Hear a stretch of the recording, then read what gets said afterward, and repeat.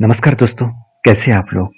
आज मैं फिर से हाजिर हुआ हूँ आपको एक्सेल के ऊपर एक ऐसे काम दिखाने के लिए जिसको आप करके अच्छा खासा अर्निंग कर सकते हैं। देखिए, जब भी मैं अर्निंग की बात कर रहा हूँ तो हमेशा एक बात को याद रखना कि एक्सेल एक ऐसा फील्ड है जिस फील्ड में आप काम करके अच्छा खासा अर्निंग कर सकते हैं, और चाहे वो ऑफलाइन हो चाहे वो ऑनलाइन हो। तो देखिए, ऑनलाइन में बहुत सारा प्लेटफॉर्म है। इस प्लेटफॉर्म के माध्यम से लोग अच्छा खासा अर्निंग कर रहे हैं। जैसे मैं प्लेटफॉर्म को दिखाऊंगा, उससे पहले काम कैसे दिया जाता है वो सबसे पहले दिखा देता हूँ, क्योंकि मेरे कमेंट्स में बहुत सारे लोग कमेंट्स करते हैं कि सर, सबसे पहले आप कस्टमर का क्वेरीज क्या होते हैं, किस तरीके से काम दिया जाता है, वो एक बार दिखा दीजिए। जैसे देखिए, आप एक डेटा है, एक लंबा चौड़ा डेटा आपको देखने को मिलेगा। कोई छोटा मोटा तो डेटा है नहीं, करीबन 350 के ऊपर डेटा है। और क्वेश्चन ये है कि इस डेटा को आपको क्लीन करना है। तो आप कहेंगे सर, ये तो आसान है, आपने बहुत सारे वीडियोस में डेटा क्लीनिंग करके दिखाया। मगर यहाँ पे कुछ ट्विस्ट है। ट्विस्ट क्या है? इस डेटा के अंदर देखिए, कुछ प्रोडक्ट का नेम है, साथ ही साथ आपको देखेंगे तो यहाँ पे एक डेट्स मेंशन किया गया है। मतलब पहले है मंथ, उसके बाद है डे, उसके बाद है ईयर, उसके बाद लास्ट में देखेंगे आप यहाँ पे क्या है, कौन सा एरिया में है, उसका एरिया का डेटा है, और यहाँ पे टोटल सेल है। तो इस डेटा को आपको क्लीन करना है, मतलब अलग अलग सेल में सेपरेट करना है। और उसके बाद आपको डेटा क्लीन करके कुछ इस तरीके से आपको बनाना है। मतलब आपको प्रोडक्ट अलग करना है, ईयर अलग करना है, डे अलग करना है, एरिया अलग करना है, और अमाउंट्स को अलग करना है। और इसको करने के बाद कस्टमर का जो फाइनल अपडेट है वो कुछ इस तरीके से आपको करना है। मतलब जो डे है, मतलब जो जो मंथ्स है, उस मंथ्स के अकॉर्डिंग किसने कौन सा प्रोडक्ट बेचा गया है, कौन सा एरिया में बेचा गया है, और उसका टोटल सेल क्या है, ये पूरा स्ट्रक्चर उसको बना के देना है। तो देखने में ये आसान लग रहा है, इतना आसान नहीं है। कुछ ट्विस्ट है इस वीडियो के अंदर, आपको मिलेगा। मैं पहले इस तरीके से वीडियो अभी तक नहीं बनाया हूँ, तो इस वीडियो को लास्ट तक देखिएगा। कुछ पॉइंट आपको इजी लगेगा जो मेरा पुराना वीडियो देख चुके हैं, कुछ पॉइंट आपको नया सीखने को मिलेगा। तो वीडियो को लास्ट तक देखिएगा, क्योंकि इस तरीके से काम करके लोग, फ्रीलांसिंग करके लोग अच्छा खासा अर्निंग कर रहे हैं। एक फाइवर का प्लेटफॉर्म है, इस तरीके से बहुत सारे प्लेटफॉर्म है जिस प्लेटफॉर्म में लोग काम करके अच्छा खासा अर्निंग कर रहे हैं। तो मैं आपको जरूर कहूंगा, आप सबसे पहले एक्सेल को डीपली सीखिए, उसके बाद इस तरीके से काम करिए।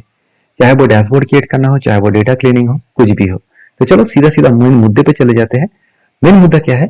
इस एक्सेल को मुझे क्लीन करना है। तो सबसे पहले देखिए, इस डेटा को मैं एक बार कॉपी रख रहा हूँ, क्योंकि मैं कॉपी इसीलिए ले रहा हूँ क्योंकि मैं चाहता हूँ कि आप इस डेटा को प्रैक्टिस करें।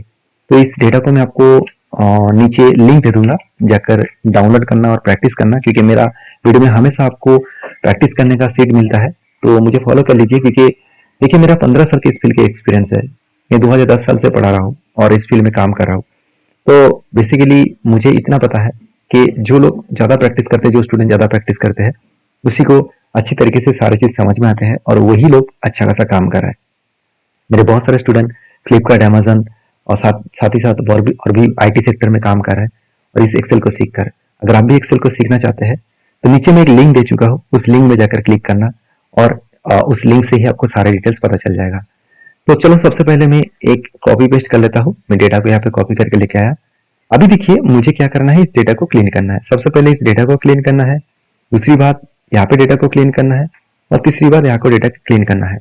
तो मुझे यहाँ पे 3 सेल अलग अलग इंसर्ट करना है, 1, 2 और 3। मैं 3 सेल इसीलिए इंसर्ट किया क्योंकि अमाउंट्स का डेटा तो अलग है ही। तो देखिए, सिंपल तरीका है। आप अगर लोअर वर्जन यूज कर रहे हैं तो थोड़ा सा मेहनत करना होगा। अगर लोअर वर्जन यूज नहीं कर रहे हैं तो आपको सिंपल क्या करना है, फर्स्ट जो नेम है, इस नेम को यहाँ पे लिख लेना है, और हेडिंग्स में आपको लिखना है प्रोडक्ट। तो आपको मैं यहाँ पे लिख देता हूँ। चलो, यहाँ पे मैं प्रोडक्ट, तो मैं तो प्रोडक्ट लिख लिया। तो यहाँ पे मैंने फर्स्ट नेम कॉपी पेस्ट किया, एंटर किया। उसके बाद आपको जाना है डेटा टैब में। उसके बाद देखिए, फ्लैश फिल ऑन करना है। देखिए, जिसके पास लोअर वर्जन है एक्सेल का, उसको फ्लैश फिल नहीं मिलेगा। वो टेक्स्ट टू कॉलम करके काम करना। अगर टेक्स्ट टू कॉलम कैसे यूज किया जाता है वो पता नहीं है तो मेरा प्रीवियस वीडियो जरूर देखना। तो फ्लैश फिल क्लिक करना, तो ऑटोमेटिक डेटा फ्लैश फिल होकर सारे डेटा ऑटोमेटिक आ जाएगा। अभी मुझे डेट चाहिए, तो मैं क्या करूंगा, इस डेट को कॉपी कर लूंगा, मतलब पूरा साल को कॉपी कर लूंगा, यहाँ पे पेस्ट कर दूंगा, और यहाँ पे मैं लिख लेता हूँ ईयर।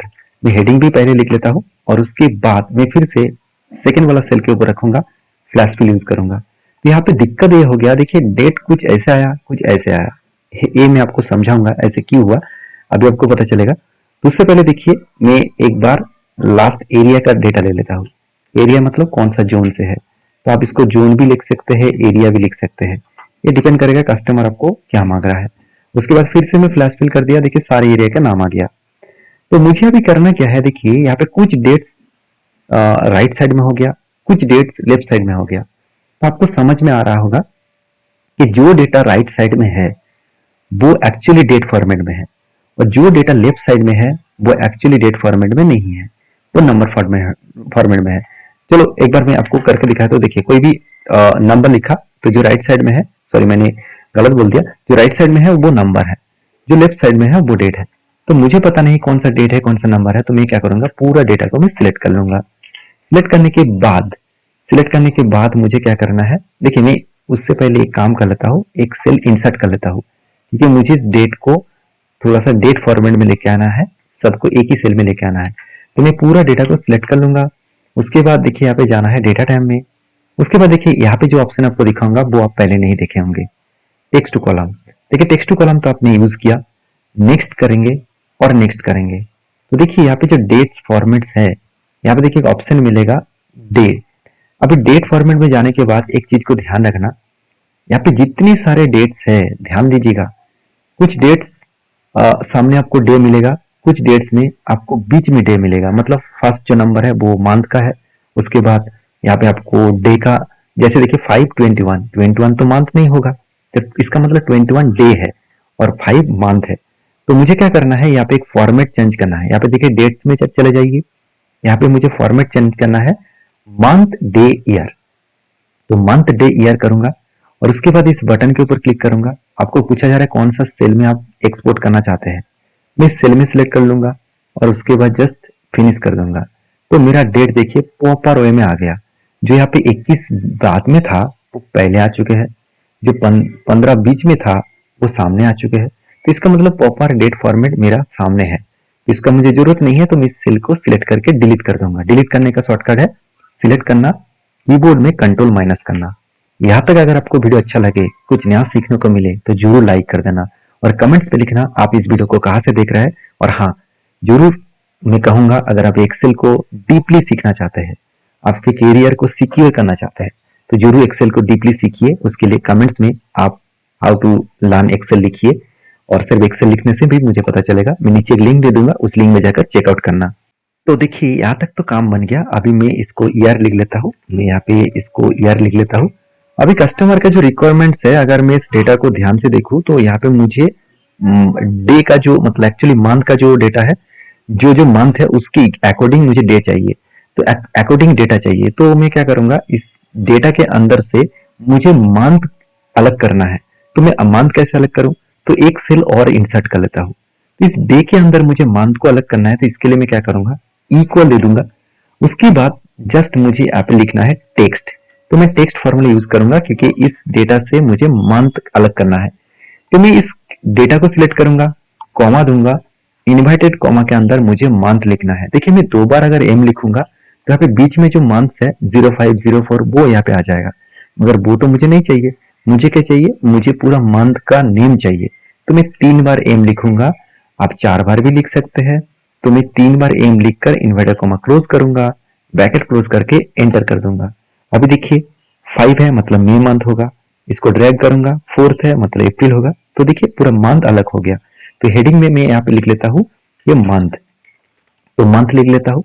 तो देखिए यहाँ तक मेरा काम बन गया। मैं अभी इस डेटा को थोड़ा सा एडजस्ट कर लेता हूँ, देखने में और भी अच्छा लगेगा। चलो यहाँ तक मेरा काम बन गया।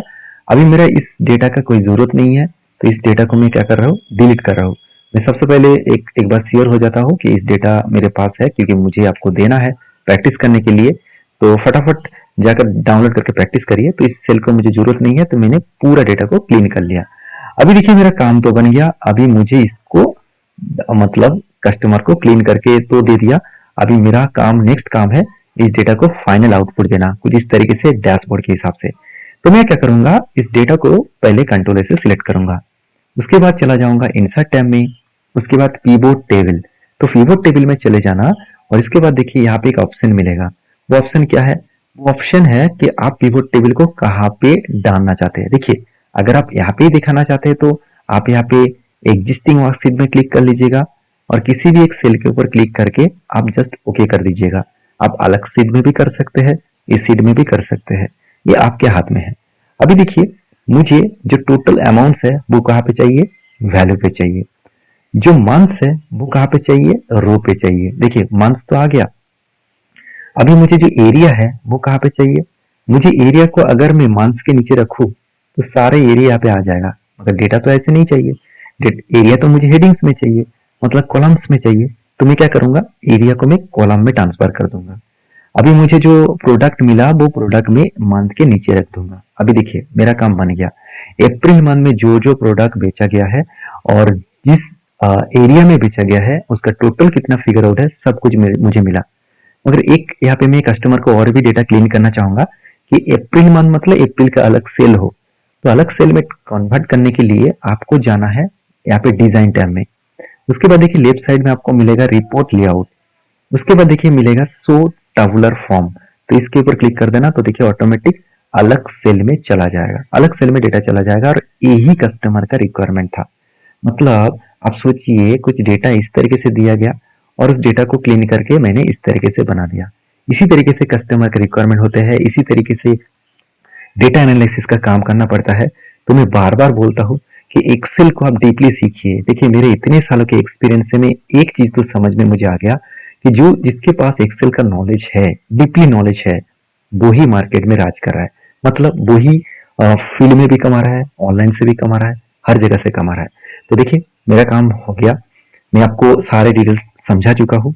अगर वीडियो में फिर भी कोई भी क्वेश्चन है, कोई भी क्वेरीज है, तो मुझे सीधा सीधा कमेंट्स में कमेंट्स करिए।